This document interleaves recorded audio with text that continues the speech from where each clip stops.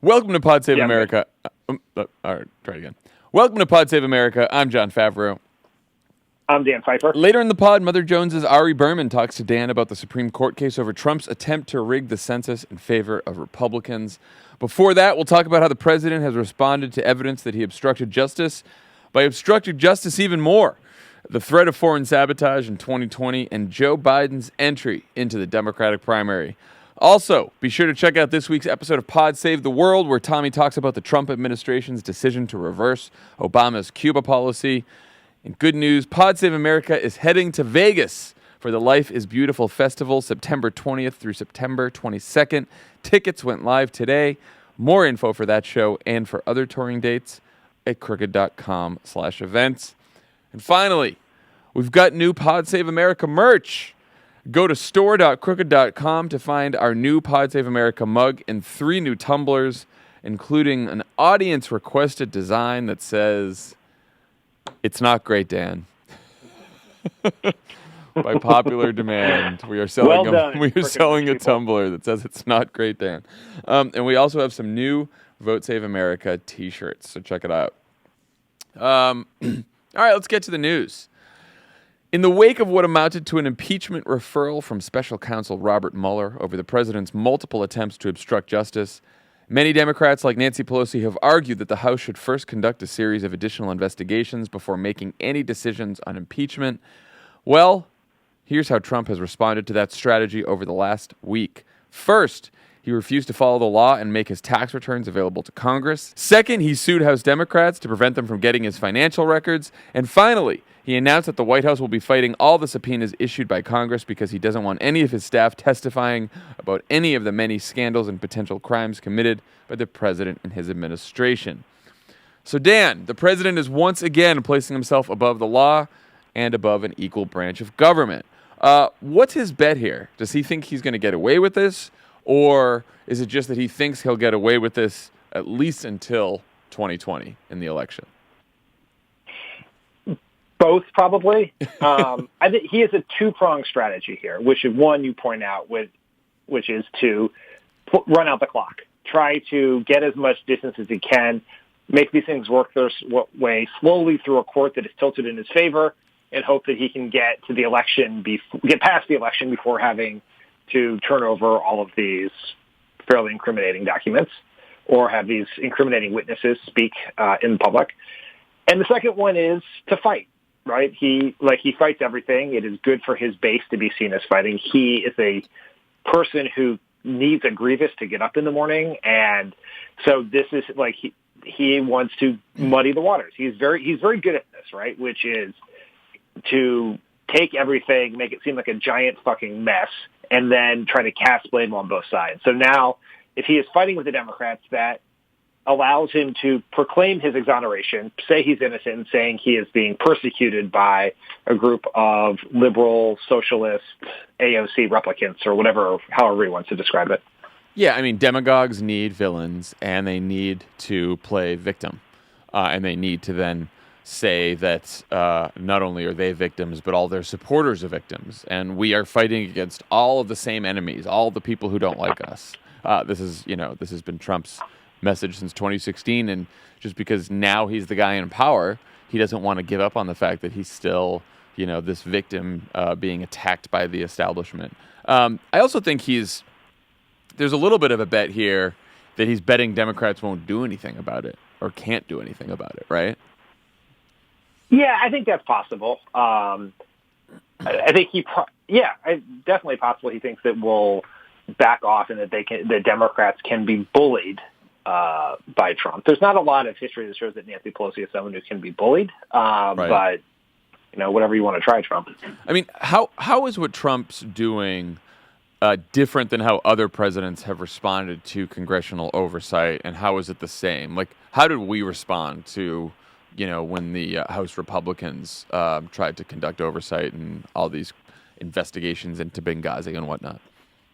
Well, I think there are two analogous examples, right? There's how Bill Clinton responded to independent counsel investigations against him and then impeachment. And then there's how Obama, in the more natural course of business, responded to Republican oversight from a very zealous, overly zealous, conspiracy theory spewing Republican majority in the House. So in the Bill Clinton example, Trump is sort of rerunning some of that play, right? He's been doing this for 2 years, which is prosecute the prosecutor, try to turn it into a big political fight everything. And he's using a message, it's sort of buried underneath all the insanity, as a lot of Trump's strategy is, but a message of, I want to legislate, they want to investigate. And that was a very powerful message for Bill Clinton. Trump is not, the context is very different here. The investigation is very different here.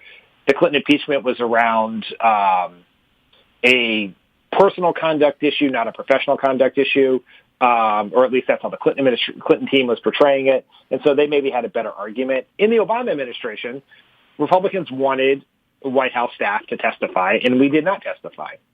Now, there are legitimate issues of executive privilege that deal with Congress getting into the president's decision-making process via his or her staff, right? That is something that has been litigated in the courts many times, and presidents do have some rights there.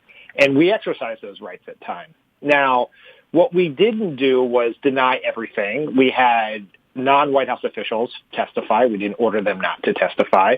We negotiated to try to find compromises, to try to find the ground between a partisan fishing expedition and Congress's legitimate rights of oversight. So maybe a White House official didn't testify, but they would conduct an interview about a topic like Benghazi or Fast and Furious, where even though the motivations leading some of the Republican oversight was absurd, their right to do so was not. And so, we try to find a compromise. They are just trying to have a fight. And I think that's very different.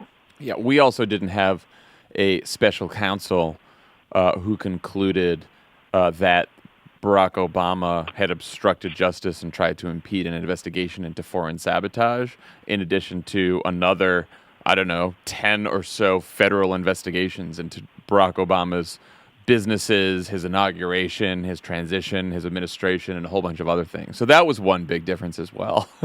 Yeah, as a fundamental difference, Obama was not running a low-rent criminal conspiracy out of the Oval Office, and Trump is. So the situations are at least different in that level. Wasn't a mob boss in charge of the government. That was a slight difference. So what can Democrats do here, and what should they do? Do they need? Is it time for the Democrats to be more aggressive? Because it does seem, at least from my point of view, that Trump is basically forcing their hand in terms of impeachment proceedings. Because Pelosi's over there, and a lot of Democrats have said, okay, let's just conduct a bunch of oversight investigations. Let's not jump the gun on impeachment here. But he is then, in response, Trump is saying, well, I'm not going to let you conduct these oversight investigations because I'm going to stonewall. I'm not going to make any of my people available for testimony. I'm not going to give you the documents that you need. So fuck you. Well, let me ask you this question. Do you think the Democrats have been not aggressive enough? Put aside what's happened since the Mueller report came out on Thursday, but do you think to date on the oversight investigation stuff, do you think they haven't been aggressive enough?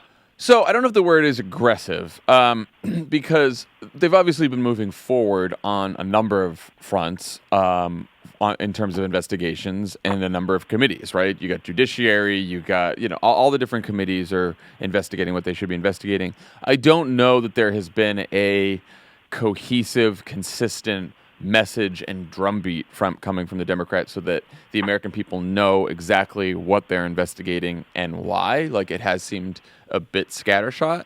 And so, so I don't know. I mean, obviously, some of this was Democrats were waiting for the Mueller report. Now the Mueller report is here. And I do have this feeling like, okay, what are we doing? What's the plan? Yeah, I think that's right. I think in the defense of some of the Democrats who I think are very good at this, like Jerry Nadler and Elijah Cummings, is that the courts have shown that Congress has to show that they have made legitimate attempts to acquire the documents or get the witnesses before subpoenas and contempt motions and those sorts of things start to flow. And so they've been doing that. Now, the two challenges I think the Democrats face is, one, I do think they are more afraid of a backlash for overreach in their investigation of Trump than a backlash for underreach. And I think that should be inverted because not being aggressive enough really does a disservice to the voters who turned out to overwhelmingly elect a check on the chaos and corruption in Washington. And then the second piece is I don't think that everyone, particularly the Ways and Means Committee, which has been tasked with trying to get Trump's tax returns, has fully embraced what Trump's strategy is, which, as we said, is to run out the clock. So the tax returns in particular are going to work their way through the courts, probably all the way to the Supreme Court, and that's going to take time. And so every day that you're like letting Steve Mnuchin analyze the legality of the request is a day more that's more clock that Trump has burned. And so I think in that sense we should shorten the timelines, but they still have to do the work of trying to get the stuff through legitimate means, because even if we all know that Trump has bashed through all the norms, I'm not sure the course of the law have adjusted for that new reality in American politics. Yeah. I mean, I also think, look, I can be persuaded that I know we've debated whether or not they should begin impeachment proceedings. All of us have debated this now quite a few times. I can be persuaded that Democrats should pursue a series of investigations on the way to potential impeachment proceedings. But I do think that Democrats need to be very clear what the roadmap is and exactly what they're doing and what the timeline is and what happens at the end of this process. Because right now, I think a lot of people watching what Democrats are doing, could rightly assume that Democrats are just trying to say, like, we don't really want to impeach the president. We're too afraid of the backlash. So we're going to say we're doing all these investigations. And hopefully by the time we finish the investigations, impeachment fervor will have died down and no one will bug us about this. And we can all just move on to the election. Like, it does feel like that's happening. Now, I think, Hillary Clinton wrote an op-ed yesterday in the Washington Post also suggesting that Democrats conduct a series of investigations on the way to impeachment. But I thought she made an interesting point, which is, she was obviously a part of the Watergate hearings when she was a young staffer. And she said in Watergate, Democrats held a series of investigations and hearings very publicly so that there wasn't just a report that the American people were digesting, but that people could see on television exactly what wrongdoing and crimes. People could see on television just what Richard Nixon had done, because there was a long line of witnesses and everything was on people's televisions and stuff like that. And so if the purpose of the next couple of months is to basically make the Mueller report come to life on television for people, so that in the course of all these congressional hearings, the American people can see exactly what Trump has done and hear from the witnesses themselves and see the evidence, then great. But if this is just a stalling tactic by Democrats, then I think that's going to be very problematic. And I think you're right that people who voted in 2018, and obviously they voted, to protect their health care more than anything, but people did vote for a check on Trump. That was part of what people voted for. And if they see the Democrats just sort of move along and try to tell people, don't worry, we're taking care of it, but then they don't actually do anything, I think that could be a problem. I think the question, I promised myself I would not reopen the Crooked Media, the great impeachment debate of 2019 podcasts, in the Slack channel, everything else. And I thought you, Jon, and Tommy had just a really great conversation about this on Tuesday. I do think there is this question that underlies whatever your strategy is, if you want to get to impeachment, which is, do you use impeachment to build the political? Let me try that again. Do you use an impeachment inquiry to build the political support for impeaching Trump, or do you build the political support for impeaching Trump and then decide if you should open an impeachment inquiry? Right, that is sort of the two. I don't think anyone, with the possible exception of a brief moment in Steny Hoyer's life, anyone is advocating that we take the Mueller report, stick it in a drawer, and pass, some message bills on job training and tax cuts for companies that ship jobs overseas, right? It's sort of these two choices, which is hearings in the context of an impeachment inquiry or hearings potentially followed by an impeachment inquiry. And I think that is open question. The only other thing I'd say about it is you only open an impeachment inquiry if Democrats are united around that question. And it does not appear to me that they are yet united around that question. So Nancy Pelosi, whatever process, if you're going to get there, you got to get Democrats united. Otherwise, it's a shit show of epic proportions that will undoubtedly benefit Trump if we're divided on it. Yeah, and what I'm trying to figure out is I just don't know, like, what kind of aha moments might happen over the next couple months through these hearings that are as big as the release of the Mueller report, so that Democrats who are wavering or other people can say, oh yeah, now he deserves impeachment. Like, I don't know how you can build more support for impeachment based on any specific revelation or moment beyond what we just saw in the Mueller report. That's the only thing that keeps, that I keep wondering about. So we'll see. I mean, we'll keep talking about it. Yeah, we'll keep talking about it. But here's the thing. Whether Democrats pursue more investigations or impeachment, no matter what, this is essentially a political and communications battle. Who has the more persuasive message, Trump or the Democrats? So what is Trump's message in this fight? We talked about this a little bit. As you mentioned, he's saying, we should be legislating, not investigating, and these are all my enemies and they're coming after me and this whole thing was a witch hunt and we should investigate them. That seems to be Trump's message. Is there anything else Trump's trying to say here or get across? I mean, he doesn't have enough Twitter followers. Lou Dobbs is awesome. Yeah, it's very focused. This is the problem with Trump always is there is actually a good message in, like, I want to legislate, they want to investigate, in addition to just the general rhyming couplet of it. But he also is spending so much time doing other extraneous shit that he's not a good messenger for that, right? It's not just that he's undisciplined, that he can't deliver the message, it's that he is doing just dumb things all over the place, live tweeting Fox News. So he's just not a good avatar for the idea of focus on good government use of time. And so that is the problem. Theoretically, he has a good message. He's just a bad messenger for it. Right. I mean, because there's been no evidence over the last couple of years that Trump has ever tried to legislate anything or push any number of issues onto the agenda, right? I mean, except for the caravans coming and the Democrats are out to get me. Those two messages have been, those have been Trump's two main messages since he has taken office. The Democrats are out to get me. This is a witch hunt. And by the way, brown people are invading the country and they're going to kill you in your sleep. That's the entirety of Trump's message. Every once in a while, I'm going to take away your health care. I'm going to give you a tax cut. There's a couple trade things going on. There's North Korea. I'm best friends with Kim Jong-un. So there's a couple other messages there, but those are the primary messages.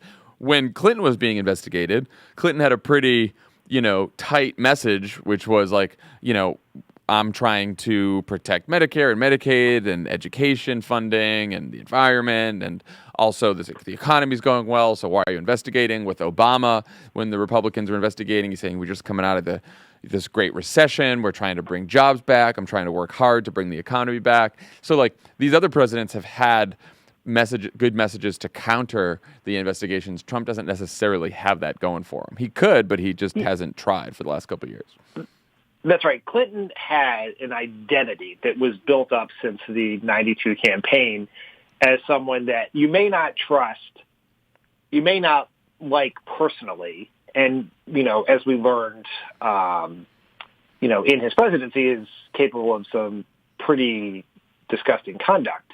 But people believed, Republicans and Democrats, independents believed, that he worked his ass off for the American people. He really finally honed that identity. So he was the perfect avatar for, this is the guy, he'll work for you till the last dog dies. Like that was, he was pushing on an open door message wise. Obama was someone that the public, if you were to kind of saw out the far right, but even, mainstream Republicans, independents, and Democrats all believe Obama was a person of moral and rectitude and good ethics. And so it was not when Republicans were trying to spin these crazy theories about Benghazi and Fast and Furious and all these other things that Obama was somehow corrupt, the American people didn't believe it.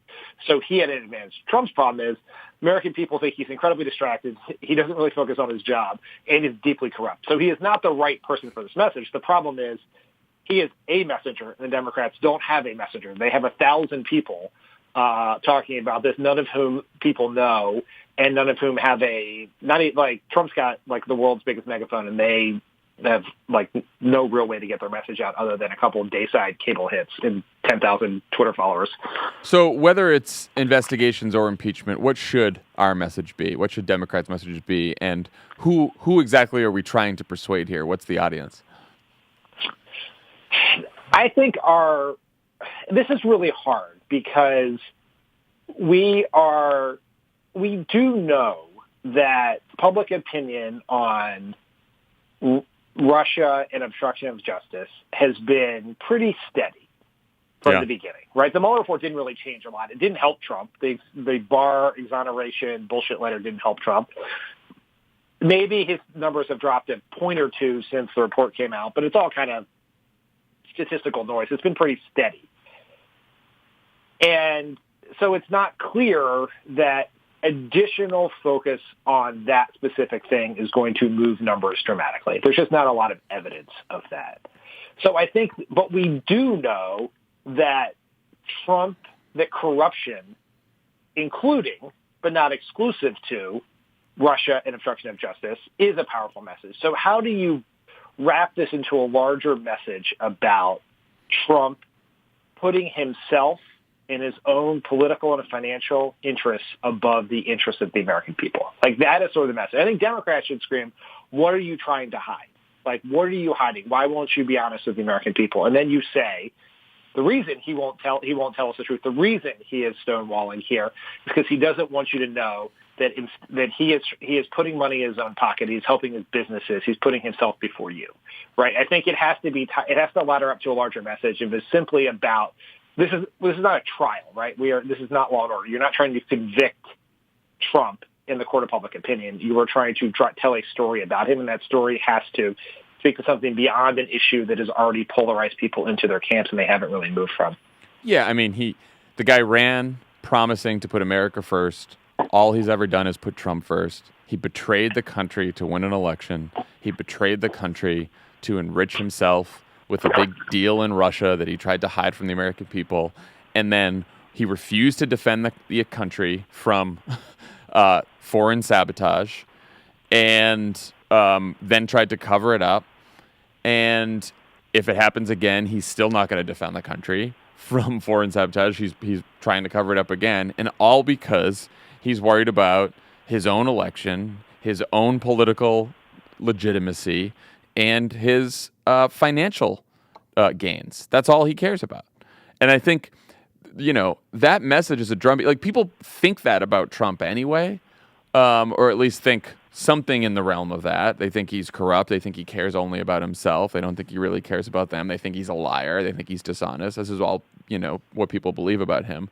But I think the Democrats need to pound on that message from now until the election. Yeah, you need a flip side of that message for sure. Democrats need to talk about what they're for, what they're going to do for people. Absolutely, huge part of the message.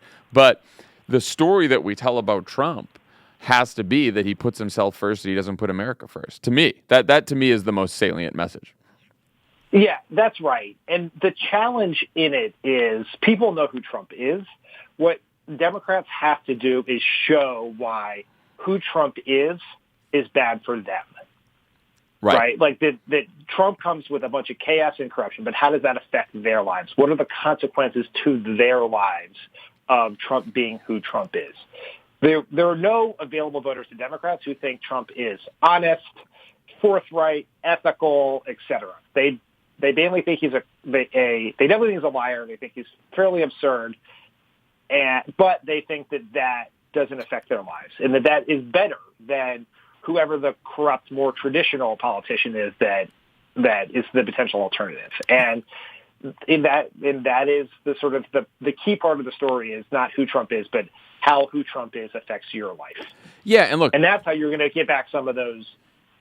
You will convince some people to come off the sidelines. The 4+ million Obama voters who sat out in 2016.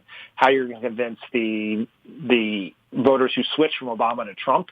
How you're going to keep the voters who switched from Romney to Clinton in our fold. Those are the three target universes, and you got to make sure that message works with all of them. Yeah, look, going back to 2016, there was a cohort of voters who told exit pollsters on Election Day, I do not approve of Trump. I do not like Trump, but I voted for him.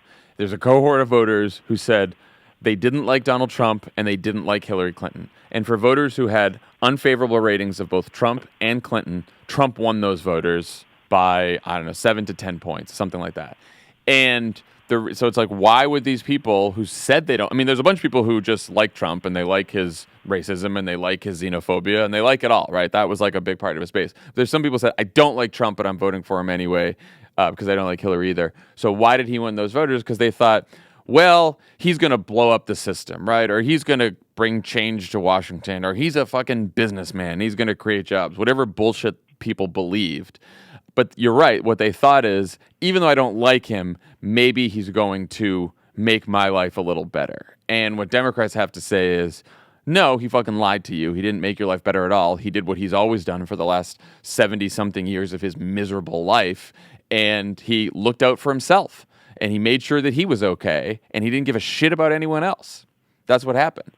And it's interesting that you can see people from different sides of the ideological spectrum in the Democratic Party making this argument. Bernie Sanders, of all people, is out there almost every day saying, Trump lied to you. Trump broke his promise. He said he was going to improve your life, and he didn't. And then you can see people like Joe Biden with that message as well, and more moderate and centrist candidates. So it is an interesting, it can unify people across the Democratic Party that Trump basically broke his promise to people. Even if you didn't like Trump and thought he was going to fix things, he didn't fix anything. I always wonder, and I'd like to, see research on this about whether the broken promise message is persuasive. Yeah, I don't know. People know he's a liar. So are they shocked by it?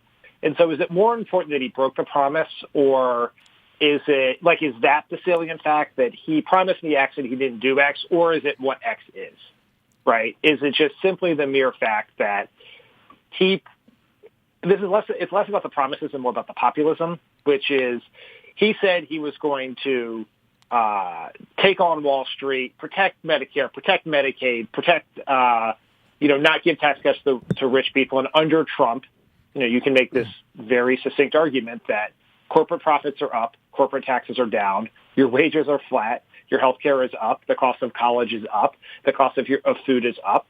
Are you better off? And you can make is that the better argument than Trump said he would do this, Trump said he would do this, he didn't do those things, right? And I think that, I don't know the answer to that, I don't know if anyone knows the answer to that, but it's going to be an interesting strategic calculus going forward. Because with a normal politician, the broken promises thing is incredibly important. It was the death of George H.W. Bush for saying he was going to, where he said, read my lips, no new taxes, and then he gave people new taxes. But is Trump unique in the sense that the dishonesty is priced into the baseline? Yeah, although even with that George H.W. Bush example, the broken promise was a promise that gets to a certain economic populism, right? He said he wasn't going to raise your taxes, and he did. Right. I think it's a combination of both, right? I think if you just do a ton of broken promises and they don't all have an economic theme to them, it doesn't really work as well.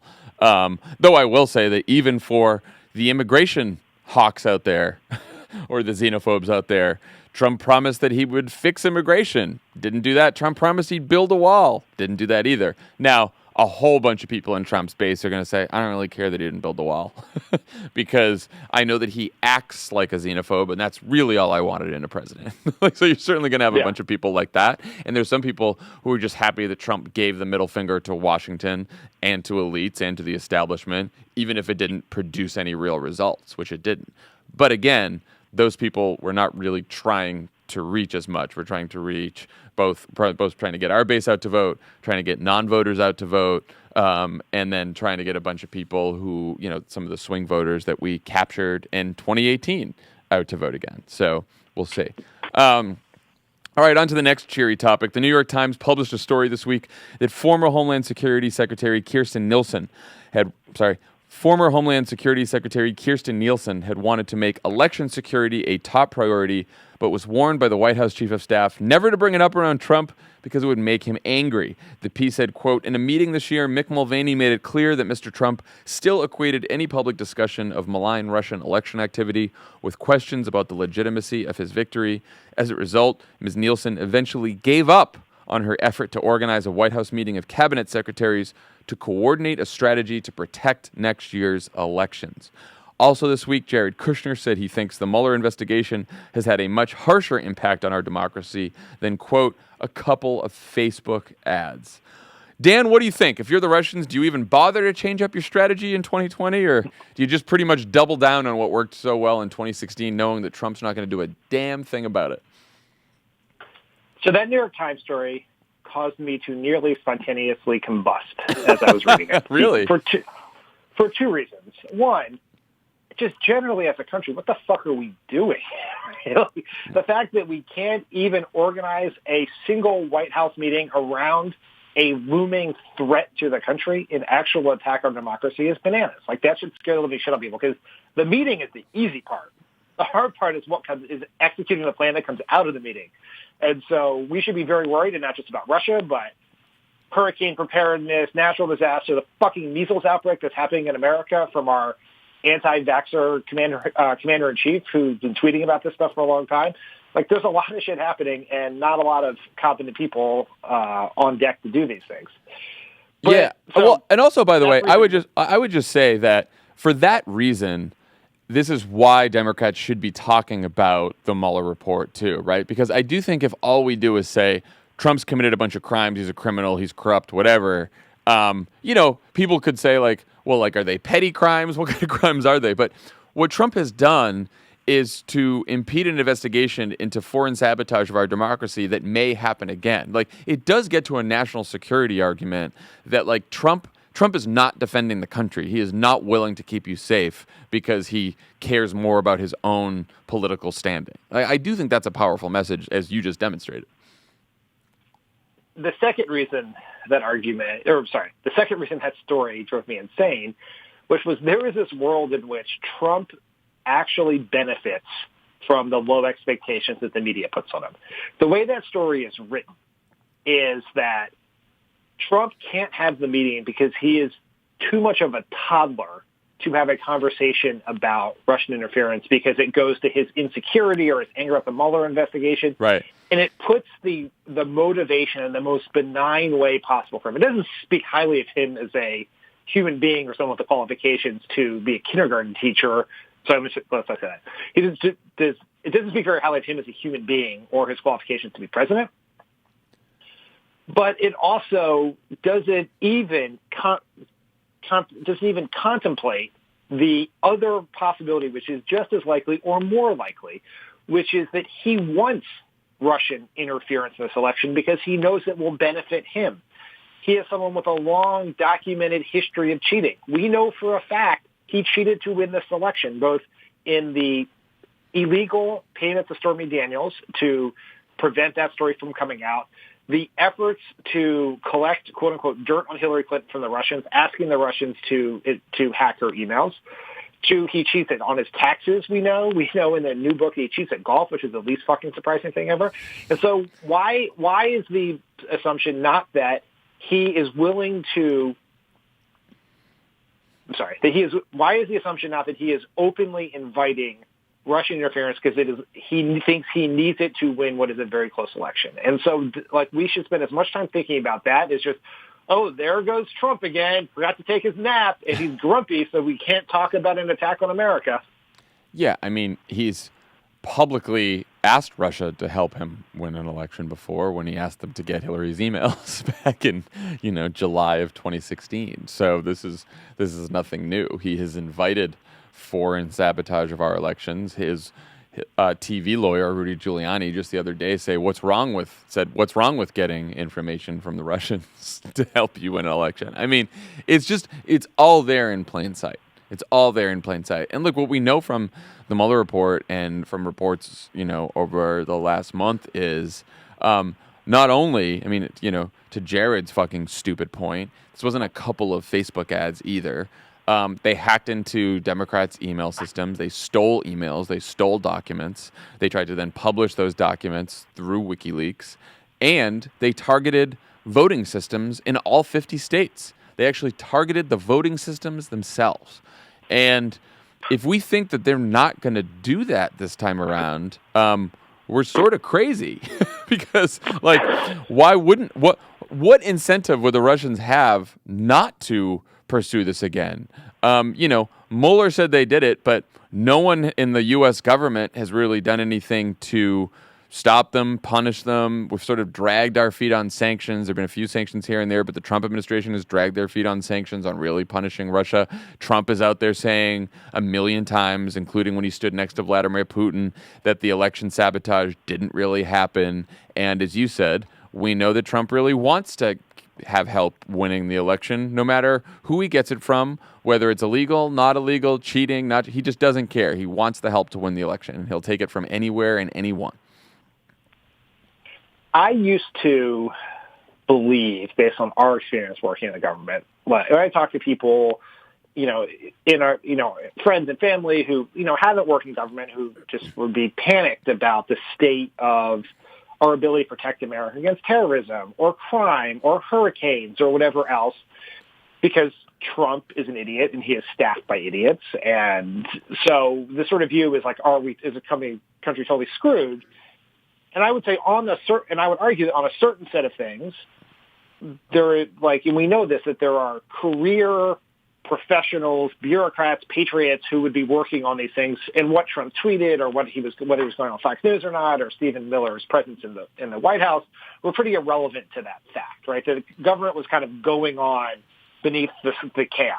And I actually no longer believe that. I believe that to be true in 2017. In 2019, I'm much more worried about it because the government is a fucking ghost town. The White House has not hired people to replace the people who left. Half the cabinet is acting officials. It's basically being run by a temp agency. We don't have Secretary of Defense. We don't have Secretary of Homeland Security. So all up and down. And that has an impact, right? The competent people are leaving because they're being pushed out. It's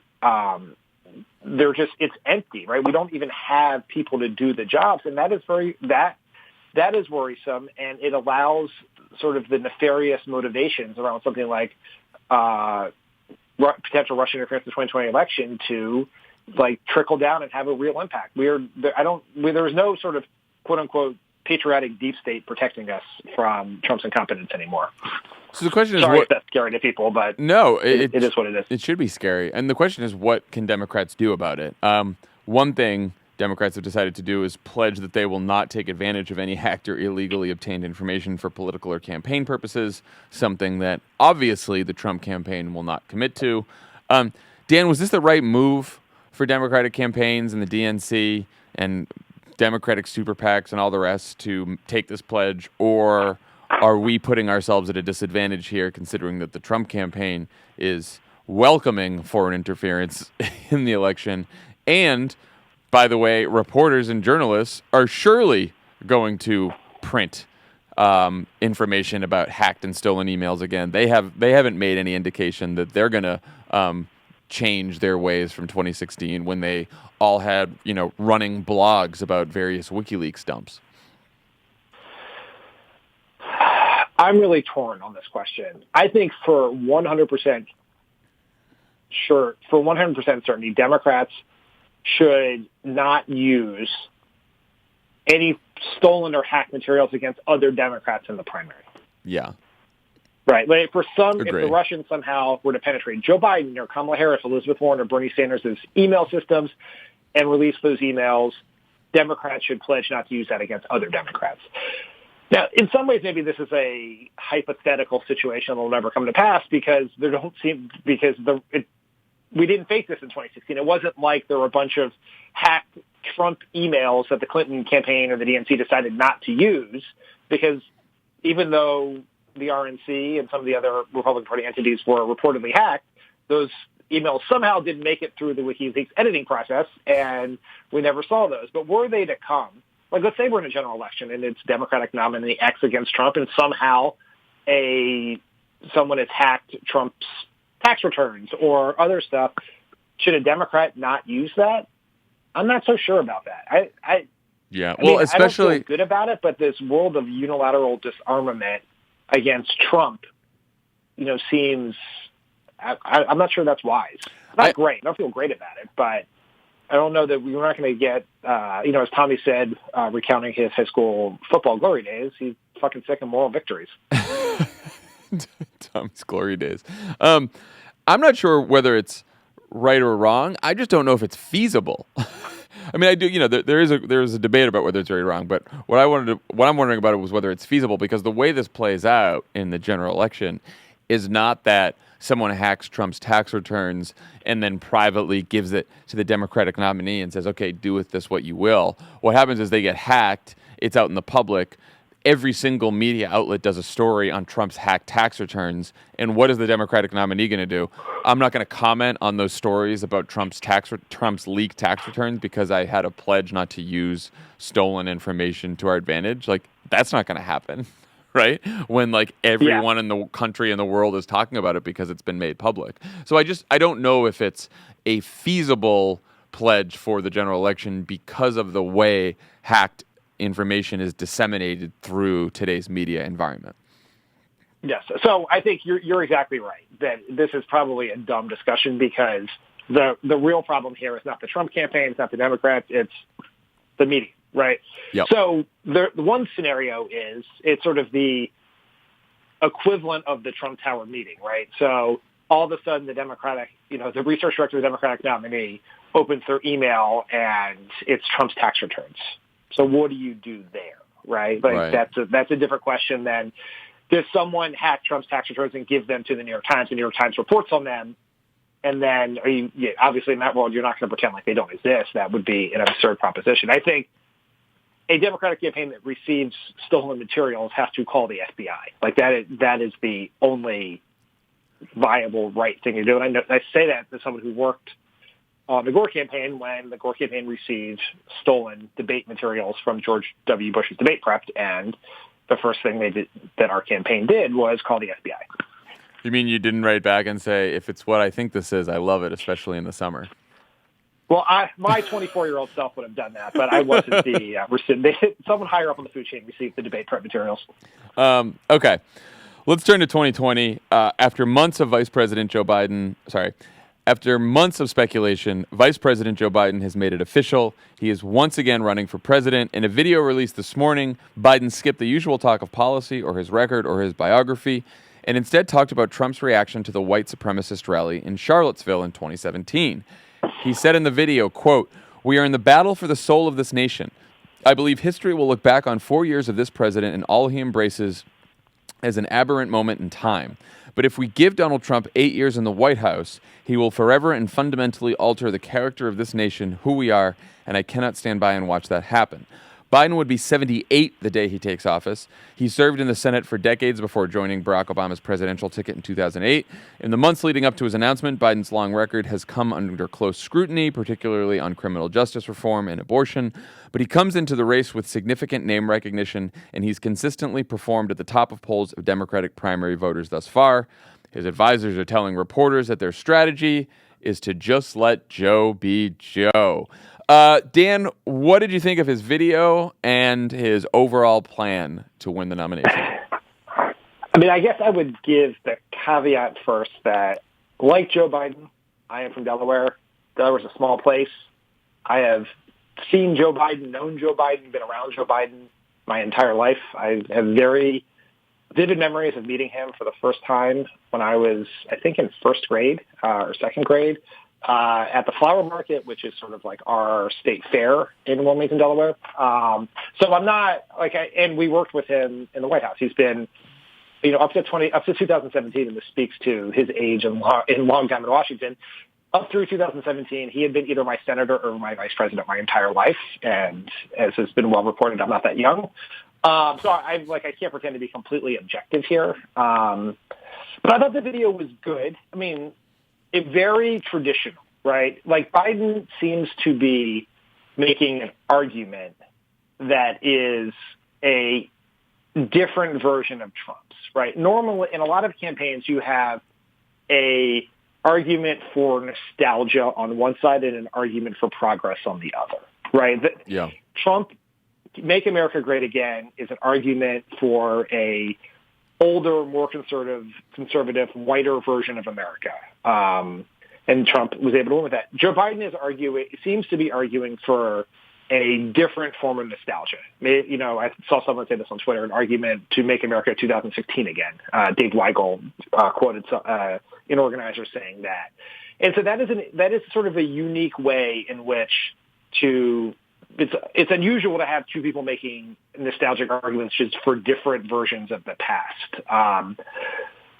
So, it's hard to say how it'll go. I think, we'll have a conversation shortly about his strengths and weaknesses, but I thought as an announcement video, if he is making a nostalgia argument of sorts, it worked very well with that. Because when I was watching, and this is partially, I think, related to sort of my and all of our long-term relationship with Joe Biden in our political lives, is it felt like something that happened before the time of Trump. Like if you didn't see the videos of the Nazis in the words of Trump, it's sort of you have this Joe Biden making a case, quoting, Thomas Jefferson or whatever else, and talking in these sort of platitudes about the soul of America felt just like a different version of politics, or maybe a politician and a version of politics that existed in a pre-Trump television show or movie. Yeah.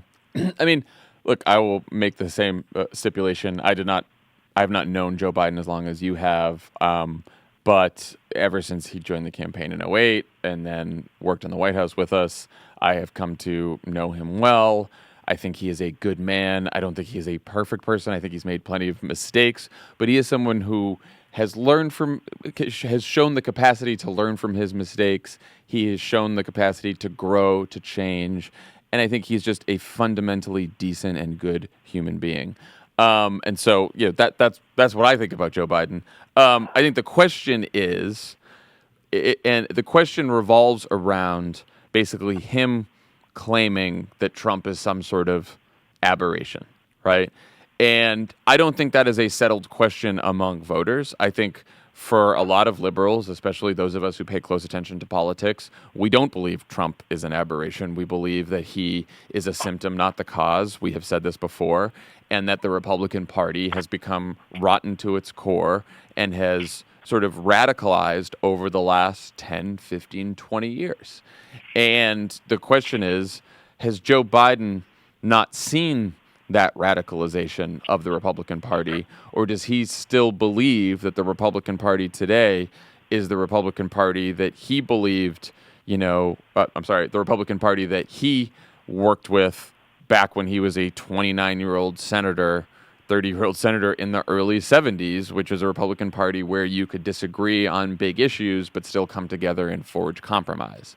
And there's probably a lot of people out there, a lot of older Democrats, some Republicans who don't like Trump, some independents who don't like Trump, who do believe that Trump is some kind of an aberration. And I think Biden's video basically makes that argument too by using Charlottesville. It's like, why did he decide to focus the whole video on Charlottesville? Because Charlottesville is the most extreme example of this isn't just a Republican president we disagree with. This is someone who said there's very fine people on both sides when Nazis and white supremacists march through the streets of Charlottesville. And that is, while you may have disagreed fundamentally with George W. Bush and thought he was the worst president in history, mostly because he took us to war in the wrong country, even he would not have called neo-Nazis and white supremacists very fine people, and other Republican presidents wouldn't either. Donald Trump has, and so he's different. That's Joe Biden's argument, basically. And the question is, do enough people buy that argument, or do they think, no, Trump is just a part of that Trump is just the latest example of the Republican Party's radicalization, and we need big, sweeping, progressive change to fix this country? And I think that's the big question here. Yeah, I think that there is an open question about the political appeal of Trump as an aberration. And Trump as an aberration is important if you're making a nostalgia-based argument for your candidacy, which is, if we get rid of Trump and you put me in, we will go back to this politics as usual that you didn't love but was better, right? Where Democrats and Republicans we would disagree but get along.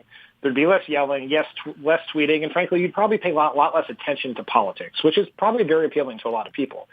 Maybe not people who have podcasts, but generally appealing. But there may be a question about the political appeal of that argument, but there is no question about the inaccuracy of that argument. Right. Trump is not an aberration. Yeah. Trump is a direct extension of where the Republican Party has been going for a long time, from Ronald Reagan's states' rights speech to George H.W. Bush's Willie Horton ads to the homophobic nature of the Bush 2004 campaign, to everything that happened since the day Barack Obama stepped onto the national scene. And this, like win or lose, if we beat Trump, we still have a giant fucking problem in this country because the Republican Party is the party of Trump. It was the party of Trump before Trump showed up. He just put his fucking name on it like a third-tier building in New York.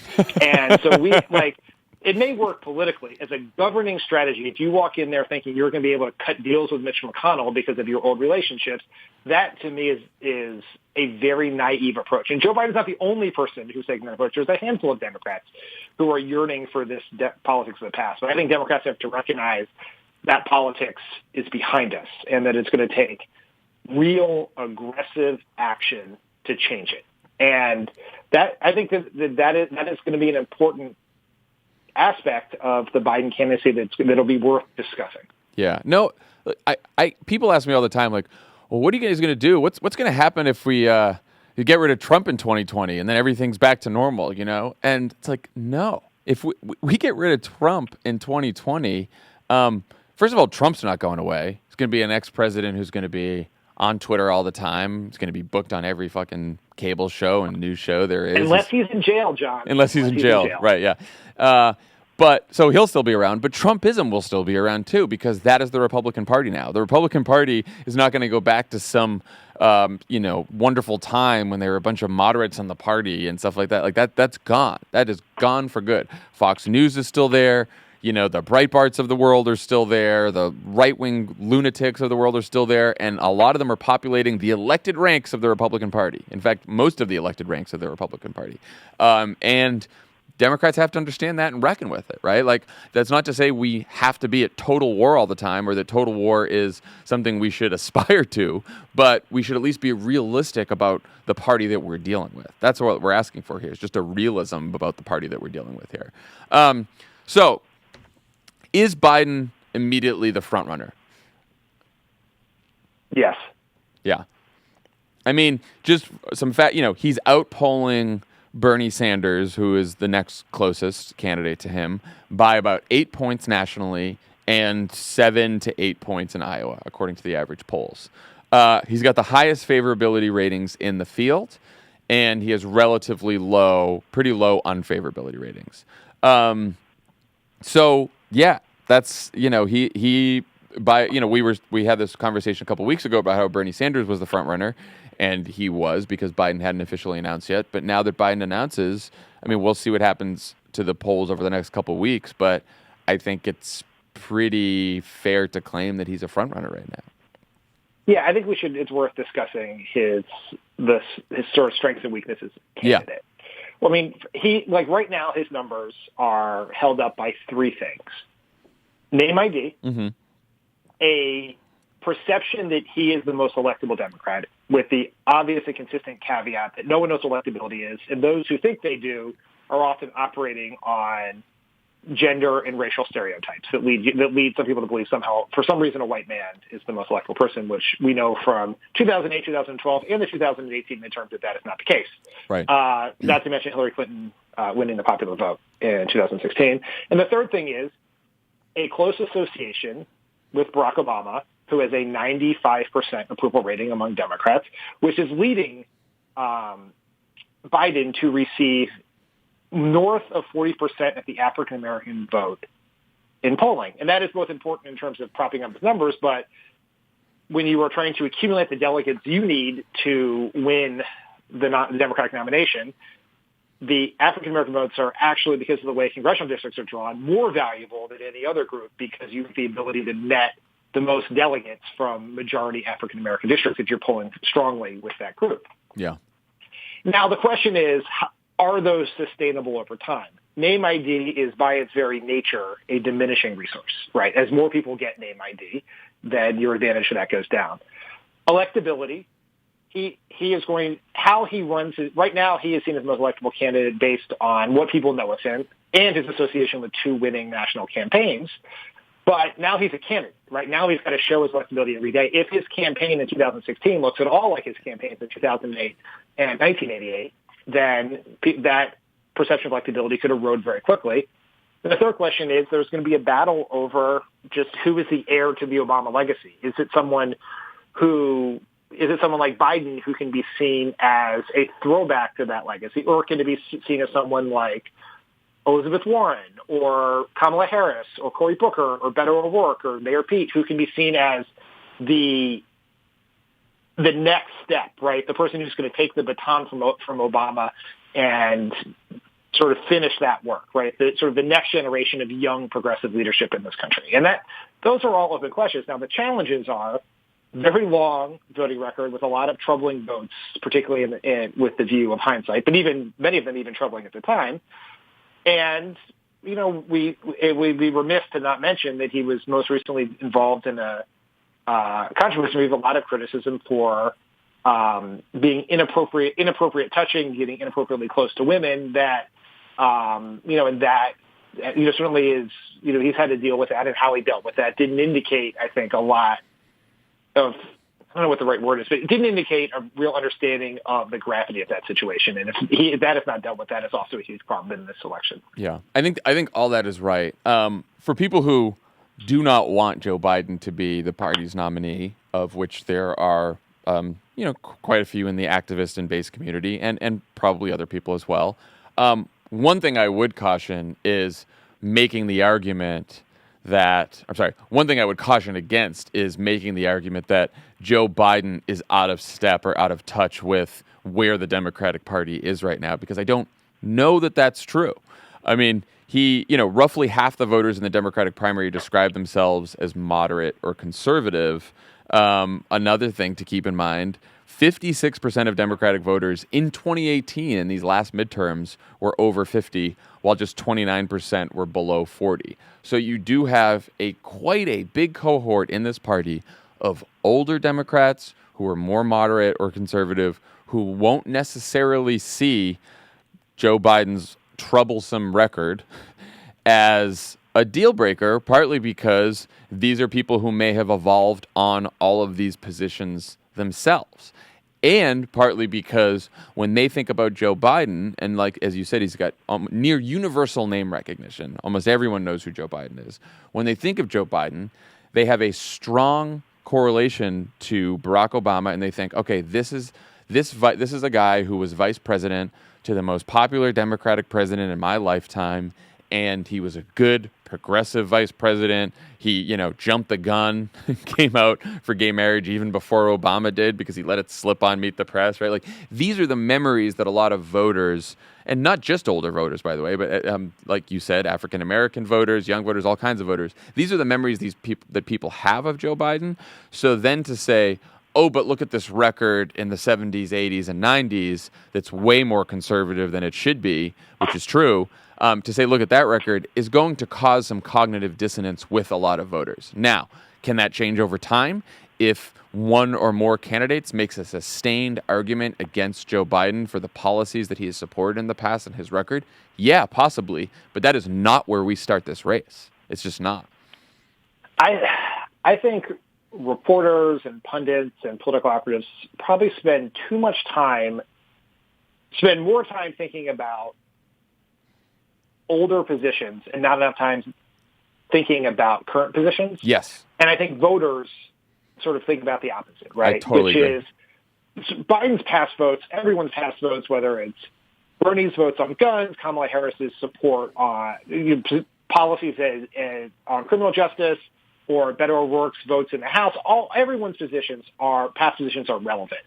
But voters put a lot more value on where you stand today, and they give people a wide berth for evolution if they can explain why they did what they did and why they would do something differently now. And so what's going to be much more relevant to Biden's success or failure in the race is not what he did in 1975 or 1993, but what he says he's going to do in January of 2021. And that is real because we don't really know. Like, his policy agenda is a blank slate. Like, we've assigned sort of this moderate, people with blue check marks and podcasts and cable TV jobs or whatever, assigned him this sort of moderate lane. But, like, what is his position on healthcare going to be? Is it going to be for a public option? Is it going to be for Medicare for all? Or simply improving the ACA? Where is he going to be? What's his taxation plan? Where is he going to be on regulation of Wall Street? All of those things are going to be more relevant than what he did before, although the stuff he did before is, I'm not saying it's irrelevant, but people are often more looking forward than looking back when it comes to what a politician has said and done. Yeah, I totally agree with that. I mean, I think that if I was running a primary campaign against Joe Biden, I would look at the policies proposing now and try to draw differences and not necessarily spend too much time on the record.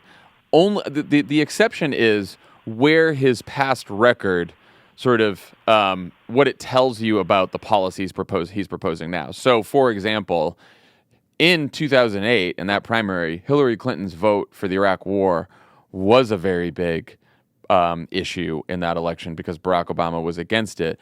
But it wasn't just that Obama kept harping on the vote. First of all, the vote wasn't that far in the past. It had just been, a couple of years ago, and we were still involved in the war, right?